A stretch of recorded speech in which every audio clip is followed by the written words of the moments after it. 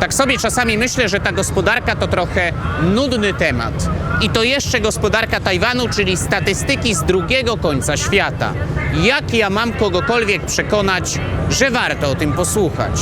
Doszedłem do wniosku, że chyba każdy się ze mną zgodzi, że dzisiaj bez komputera ani rusz. No to chyba wypada wiedzieć, kto nam produkuje te wszystkie komputery. Jeszcze mogę dodać, że 50 lat temu byli biednymi rolnikami, a dzisiaj mają takie pieniądze. Nie wiem, czy przekonałem, ale zapraszam. Gospodarka Tajwanu.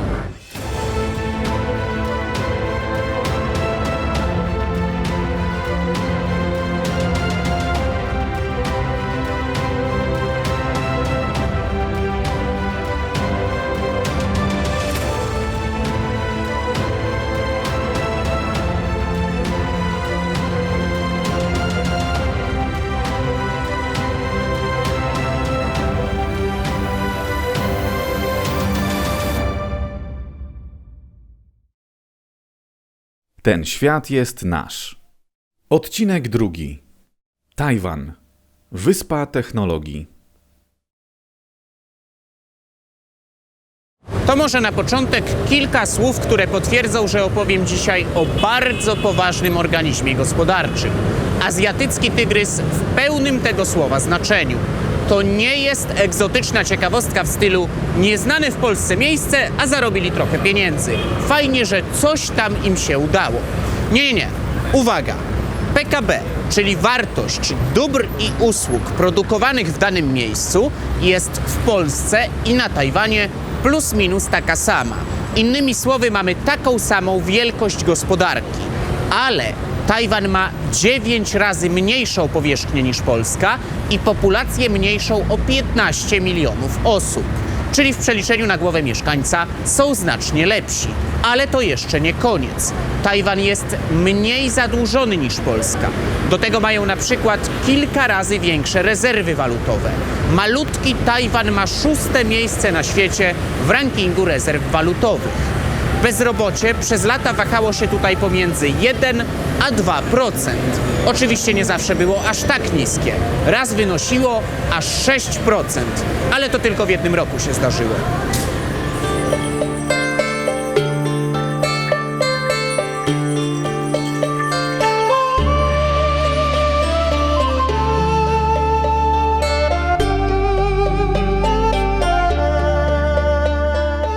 O sytuacji ekonomicznej Tajwanu można powiedzieć naprawdę wiele dobrego.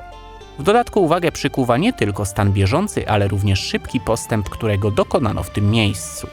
W latach 50. ta gospodarka startowała z bardzo niskiego poziomu. Dystans do najbogatszych państw świata był naprawdę bardzo duży. Jednak konsekwentny rozwój przez kolejne dziesięciolecia sprawił, że Tajwan stał się jednym z azjatyckich tygrysów. Także dzisiaj przyjrzymy się, jak działa ten duży, silny i zdrowy organizm gospodarczy. Będzie to niezwykle ciekawe, ponieważ pod wieloma aspektami funkcjonuje on inaczej niż pozostałe rozwinięte gospodarki. Jaki system ekonomiczny funkcjonuje na Tajwanie? To może ja zadam pewne retoryczne pytanie. Na jaki system ekonomiczny mogli się zdecydować w społeczeństwie, które było a. biedne i chciało się szybko bogacić, b. chińskie, a więc tradycyjnie handlowe, tradycyjnie wolnorynkowe, c. stanęło w swoim czasie w opozycji do komunizmu i d. było również pod wpływem amerykańskim? Odpowiedź może być tylko jedna – kapitalizm. I to właśnie ten system ekonomiczny funkcjonuje tutaj do dziś. Tajwan jest 3. najbardziej liberalną gospodarką w Azji, po Hongkongu i Singapurze. Wiem, że dla niektórych małe państwa miasta nie są dobrym punktem odniesienia z uwagi na swoją specyfikę, więc wychodzi na to, że z takich, w cudzysłowie, normalnych gospodarek, to tutaj jest najwięcej kapitalizmu w całej Azji. Nie jest to żaden książkowy przykład czystego kapitalizmu, nie jest to również aż tak liberalny model jak w Hongkongu, ale nie jest to także taka gospodarka jak w Korei Południowej, gdzie rząd cały czas opiekuje się największymi państwowymi molochami. Tajwan stoi małymi i średnimi firmami. We współczesnej debacie posługiwanie się pojęciem kapitalizmu bywa problematyczne. Dla jednych kapitalizm to zasady takie jak w XIX-wiecznych Stanach Zjednoczonych, a dla drugich reguły rządzące dzisiejszą gospodarką. Nawet kiedy zapomnimy o klasycznych definicjach i skupimy się wyłącznie na współczesnym świecie, to szybko okaże się, że kapitalizm kapitalizmowi nierówny. W końcu poszczególne gospodarki określane jako kapitalistyczne bardzo się od siebie różnią. Wypada również sprecyzować, czy mówimy o regułach życia gospodarczego z perspektywy jednostki, czyli o sferze mikro, czy o całym organizmie gospodarczym, czyli o sferze makro. Omawianie tajwańskiego kapitalizmu rozpoczniemy od sfery mikro. Oj, może poczuć się zawstydzony nasz polski kapitalizm. Będzie o niskich podatkach, ulgach podatkowych, cenie benzyny czy swobodzie podejmowania działalności gospodarczej. Jako że stare chińskie powiedzenie mówi lepiej raz zobaczyć niż 1000 razy usłyszeć, to może najpierw siła obrazu, a dopiero później lawina informacji. To tak na wszelki wypadek, gdyby niektórzy mieli wątpliwości, czy takie miejsce na pewno istnieje w XXI wieku.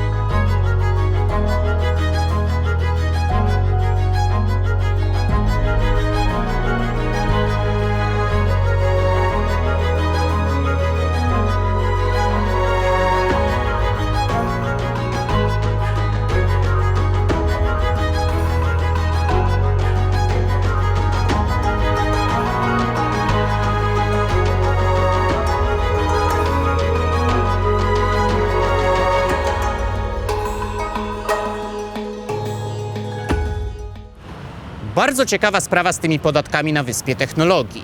Od razu zaznaczam, że to nie jest raj podatkowy, który utrzymuje niskie podatki tylko po to, żeby przenosiły się tutaj firmy z całego świata. Podkreślam to, ponieważ niektórzy lubią wsadzać wszystkie gospodarki z niskimi podatkami do jednego worka i mówić, że to po prostu takie małe cwaniaki, które utrzymują niskie stawki podatkowe tylko po to, żeby podbierać płatników z innych państw.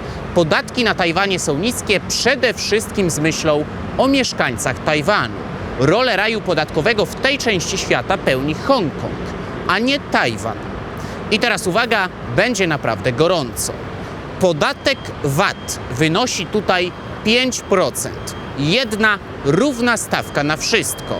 Nie 15 czy 20, bo przecież wiadomo, że można by oszaleć przy takim ucisku podatkowym, to znaczy dopłacać 1/5 wartości towaru za każdym razem, kiedy się coś kupuje.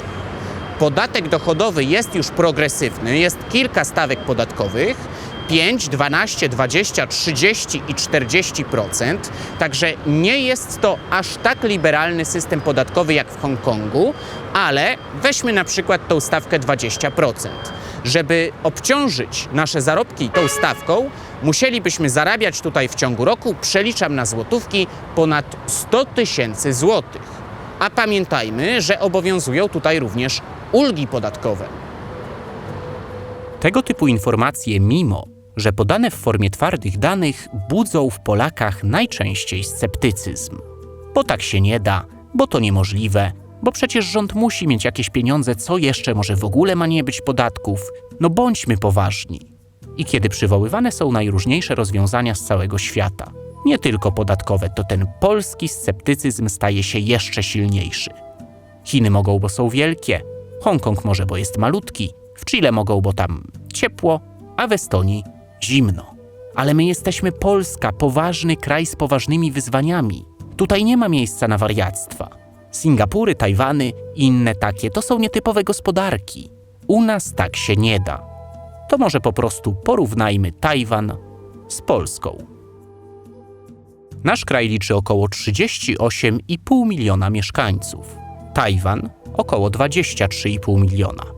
Owszem, mniej, ale to też naprawdę sporo. Jak już wspomniałem, Tajwan jest 9 razy mniejszy od Polski. Oczywiście w tym kontekście powierzchnia jest istotna pod kątem wyzwań stojących przed rządem. Drogi, mosty czy sieci przesyłowe. Czy wobec tego mają z tym tak łatwo? Niekoniecznie. Polska jest niziną, a Tajwan jest górzysty i w dodatku systematycznie nawiedzany przez tajfuny oraz trzęsienia ziemi. Ponadto, oprócz głównej wyspy mają jeszcze około 150 malutkich wysepek. Na niektórych mieszka kilka, kilkanaście lub nawet kilkadziesiąt tysięcy osób. A skoro o wyzwaniach stojących przed rządem, to jeszcze armia. Obok liczby ludności i powierzchni to najczęstszy punkt zaczepienia dla sceptyków. Bo przecież Polska leży w strefie zgniotu. Niemcy, Rosja, wiadomo o co chodzi. A te różne państwa miasta to czasami nawet w ogóle nie mają wojska, więc one mogą mieć liberalną gospodarkę, ale Polska w środku Europy, tu się tak nie da. Tak się składa, że armia w Polsce liczy 115 tysięcy osób, a na Tajwanie 275 tysięcy. Podsumowując, gospodarka Tajwanu, jak każda inna, ma swoją specyfikę, jednak naprawdę nie ma powodów, by nie mogła stanowić interesującego punktu odniesienia dla Polaków. Wiemy już, że podatki są niskie, teraz druga strona medalu, czyli za co trzeba zapłacić bezpośrednio z własnej kieszeni, a co finansuje rząd z tych pieniędzy, które pobrał wcześniej w formie podatków. Okazuje się, że domeną sektora publicznego są dosyć typowe obszary takie jak infrastruktura, administracja, bezpieczeństwo, służba zdrowia, oświata czy system emerytalny, czyli podobnie jak w krajach europejskich. Ale doszli tutaj do takiego wniosku. Pewne obszary są publiczne, ale każdy powinien rozumieć, że to też kosztuje i nie nadużywać tego bez potrzeby. Na przykład w służbie zdrowia funkcjonuje tutaj mechanizm współfinansowania. Nawet jeżeli korzystamy z publicznej placówki, to zawsze pokrywamy część kosztów. Mowa o równowartości powiedzmy kilkudziesięciu złotych. Podobnie w edukacji wyższej. Nawet na państwowych uczelniach trzeba płacić czesne. Krótko mówiąc, mechanizmy rynkowe zostały tutaj wplecione nawet w te obszary, których nie zdecydowano się sprywatyzować. Oprócz tego mieszkaniec Tajwanu nie może liczyć na zbyt wiele ze strony rządu. Polityka socjalna owszem istnieje, ale w bardzo niewielkim wymiarze. To całe współfinansowanie można podsumować jednym zdaniem. Kiedy człowiek wie, że za coś płaci, to podchodzi do tego poważnie. Także Tajwan nie jest żadną kapitalistyczną utopią, tylko to po prostu dużo bardziej rynkowa gospodarka niż nasza. Aby ocenić to obiektywnie, warto sięgnąć do kilku wskaźników. Ranking wolności gospodarczej klasyfikuje Tajwan jako 10. najbardziej liberalną gospodarkę na świecie. Tymczasem Polska zajmuje prawie 50. lokatę. Zatrudnienie w sektorze publicznym, w zależności od tego, jak to policzymy, bo można to mierzyć na różne sposoby, waha się na Tajwanie od 8 do kilkunastu procent. W Polsce od kilkunastu do nawet 25%. Czyli nie dość, że Tajwan pokazuje, że tak zwana budżetówka może być 2 razy szczuplejsza, to jeszcze wychodzi na to, że nawet co 4. Polak nie pracuje na wolnym rynku. Wydatki sektora publicznego w stosunku do PKB wynoszą w Polsce około 42%. Na Tajwanie jest to około 18%, czyli znacznie mniej pieniędzy przechodzi przez ręce urzędników. Niech wisienką na tym tajwańskim torcie będą ceny na stacjach benzynowych. Weźmy na przykład olej napędowy. Na wyspie kosztuje on w przeliczeniu około 3 zł za litr. Tymczasem w Polsce wiemy jak jest. Jak już mówiłem, Tajwan to przede wszystkim małe i średnie firmy. Spotkałem się nawet ze stwierdzeniem, że tutaj każdy ma w rodzinie przedsiębiorcę. Ciężko to oczywiście sprawdzić, jednak wystarczy spojrzeć na tajwańskie ulice, żeby zobaczyć ogromną dawkę drobnej przedsiębiorczości. Jest to o tyle ciekawe, że tak często słyszy się, że taka drobna przedsiębiorczość może i jest potrzebna, ale tylko w biednych krajach. Bo kto to widział w rozwiniętej gospodarce taki żywioł na ulicach? Co z bezpieczeństwem, gdzie porządek i w końcu kto będzie żył z grillowania na ulicy? A tu proszę, wolny rynek tętni życiem na ulicach bogatego Tajwanu. Co jeszcze ciekawsze, tutaj teoretycznie wszystko jest uregulowane prawnie od A do Z. Firmę oczywiście należy zarejestrować. Trzeba mieć stosowne zgody i pozwolenia, trzeba spełniać normy sanitarne. Ale w praktyce często działa to wszystko jak chce. Drobna uliczna gastronomia oczywiście nie jest odpowiedzią na wyzwania stojące przed współczesnymi gospodarkami. To jasne, że w walce na globalnym rynku bardziej od grillowanego jedzenia potrzebne są nowoczesne technologie. Jednak widok drobnej przedsiębiorczości tętniącej życiem na ulicach tak rozwiniętego organizmu gospodarczego niewątpliwie cieszy oko. Jak widać, rozwój ekonomiczny nie musi wiązać się z przerostem regulacji i spychaniem spontanicznej inicjatywy z ulic. Tyle jeżeli chodzi o skalę mikro, czas na skalę makro, czyli Tajwan jako cały organizm gospodarczy. Za początek kształtowania się tego azjatyckiego tygrysa przyjmujemy oczywiście połowę XX wieku, czyli moment, w którym na wyspie pojawiła się nowa władza. Pytanie, jak przebiegał ten rozwój? W końcu nie da się zostać tygrysem z dnia na dzień. Otóż tajwański sposób na transformację jest na świecie dosyć dobrze znany. Bardzo ciekawa sprawa z tą transformacją z zaplecza rolniczego w wyspę technologii. Wiadomo, że rolnik z dnia na dzień nie krzyknął do żony: May, koniec z tym ryżem. Od jutra płyty główne. Najpierw była prosta, niewyspecjalizowana produkcja. Ubrania, buty, tego typu niewymagające produkty. Przede wszystkim na eksport. To oni pierwsi przećwiczyli ten model rozwoju. Zalewali świat swoim towarem. Chiny kontynentalne później to powtórzyły.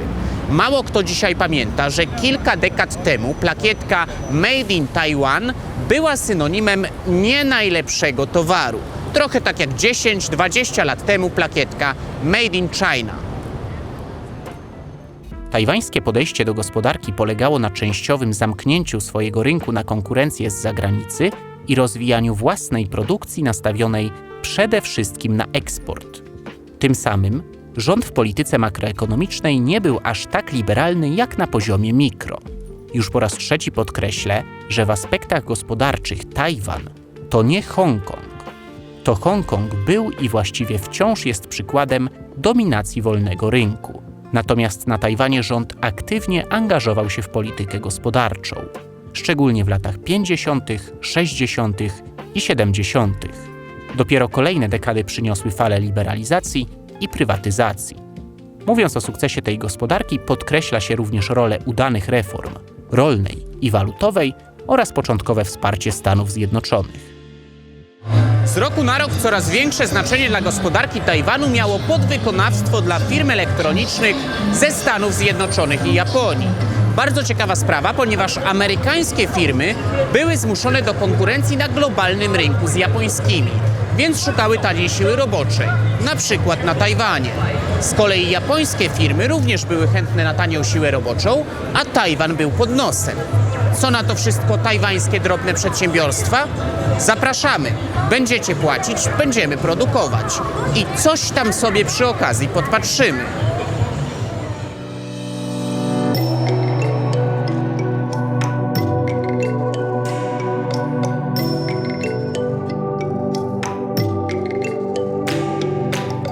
W ten sposób gospodarka Tajwanu stopniowo przestawiała się na coraz bardziej zaawansowaną produkcję. I o ile bezpośrednie zaangażowanie rządu z czasem malało, o tyle pośrednie ciągle występowało. Mowa o budowie parków naukowo-technologicznych czy sporych wydatkach na badania i rozwój. To właśnie w takich warunkach wyrastały kolejne tajwańskie firmy technologiczne. Tajwan wystartował z rozwojem 30 lat przed Chinami kontynentalnymi. W pewnym uproszczeniu można powiedzieć, że to 20-milionowe społeczeństwo ma 30 lat przewagi nad prawie 1,5 miliardowym społeczeństwem z kontynentu. A to oznacza gigantyczne perspektywy biznesowe. Bliska odległość, ogromny rynek zbytu i niemal nieograniczone zasoby siły roboczej. Ta sama tradycja, kultura, gusta, język. W końcu kto może lepiej znać Chińczyków od innych Chińczyków? Z każdym rokiem gospodarki wyspy i kontynentu splatają się ze sobą coraz bardziej, a biorąc pod uwagę skomplikowaną sytuację Tajwanu, oznacza to, że w tej gospodarce coraz większą rolę zaczyna odgrywać polityka. Z jednej strony, dla tajwańskiego biznesu kontynent to istne Eldorado. Najlepszym przykładem, o jakich pieniądzach mowa, jest fakt, że zaledwie jedna tajwańska firma zatrudnia na kontynencie ponad 1 milion pracowników. Chiny kontynentalne kuszą i wciągają tajwański biznes, co siłą rzeczy uzależnia Tajwan od kontynentu i ma rzecz jasna wymiar polityczny. Jednak z drugiej strony, niestety świat nie jest jednym, wielkim, pokojowym, wolnym rynkiem. Dla wpływów Stanów Zjednoczonych w tej części świata oraz dla handlu Korei Południowej i Japonii wciągnięcie Tajwanu przez Chiny kontynentalne oznaczałoby spore problemy. Podsumowując, gospodarka Tajwanu to przede wszystkim 2 lekcje. Jak liberalny może być rząd w skali mikro oraz na jakim rozdrożu może znaleźć się gospodarka w skali makro. Rozdrożu, które daje nieźle zarobić, ale jednocześnie rodzi wiele wyzwań politycznych.